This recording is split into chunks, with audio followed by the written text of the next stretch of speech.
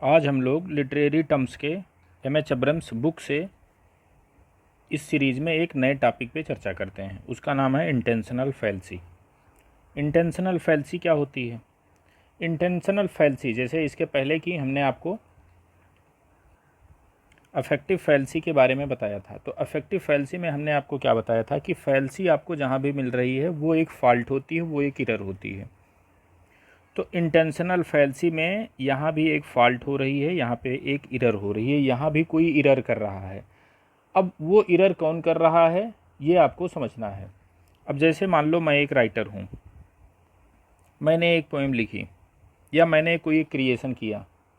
Creation करने के बाद अब मेरे बाद जो कोई क्रिटिक हो सकता है या और कोई हो सकता है जो मेरे टेक्स्ट को पढ़ के मेरी लाइफ हिस्ट्री के बारे में पता करना चाहता हो, मेरे पर्पज़ के बारे में पता करना चाहता हो। किससे? मेरे वर्क से पढ़ते हुए। जैसे आप हमारा जब कोई वर्क पढ़ते हैं तो आप सोचते हो कि ये इस टाइप की इमोशन के लिए इंस्पायर कहाँ से हुआ, इसमें इतना फ्रस्ट्रेशन क्यों आया। तो आप एक निष्कर्ष निकालते हो कि इसकी प्रेमिका ने इसको धोखा दे दिया था। उस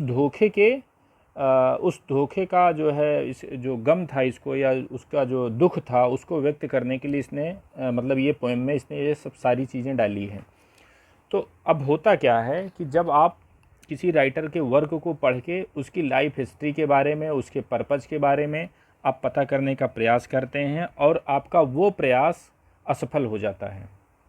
कहने का मतलब आपने एक निष्कर्ष निकाला कि राइटर का इस पोएम को लिखने के पीछे क्या इंटेंशन था। आपने बताया कि जैसे उसका इंटेंशन प्रेमिका से जो है उसका जो है विक्षोभ हो सकता है या उसका ऐसा कोई इंटेंशन रहा हो, वार का इंटेंशन हो सकता है।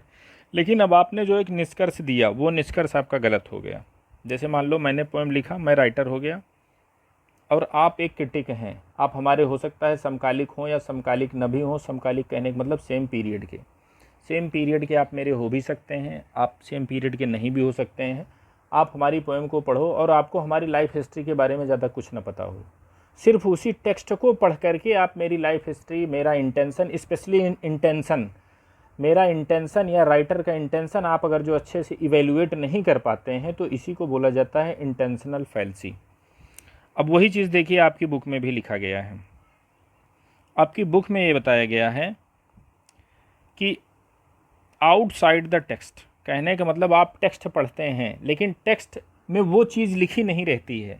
आप उसकी निहितार्थ मीनिंग निकाल करके आउटसाइड उसके क्या हुआ हो, किस इमोशन से प्रेरित होकर या किस इंटेंशन से प्रेरित होकर उसने रचना की, आप इसके बारे में चर्चा करते हैं। उसमें उसका डिज़ाइन भी हो सकता है, राइटर का पर्पज़ भी हो सकता है कि कहने का मतलब किस इंटेंशन में इसने जो है या किस जो है डिज़ाइन में इसने ये पोएम लिखी या किस पर्पज़ से इसने पोएम लिखी। तो आप उस पर्पज़, उस डिज़ाइन का सही आकलन नहीं कर पाते हैं। तो ये सही आकलन न कर पाना ही ये आपका क्या होता है, इंटेंशनल फैल्सी होता है। और ये फैल्सी करता कौन है? ये फैल्सी एक हिसाब से क्रिटिक ही करता है। अब नेक्स्ट वीडियो में अच्छा इसको लाने वाले भी वही हैं जो अफेक्टिव फैल्सी को लेके आए थे। ये W.K. बिमसेट और मोनोर सी ब्रट्सले, ये दो लोग हैं, ये इसको भी लेकर के आए थे। तो इंटेंशनल फैल्सी में आपने समझा कि आप जब किसी पोएम को पढ़ते हुए, किसी राइटर की कोई क्रिएशन पढ़ते हुए आप उसके इंटेंशन का सही से जज नहीं कर पाते हैं, तो इसी को बोला जाता है इंटेंशनल फैल्सी।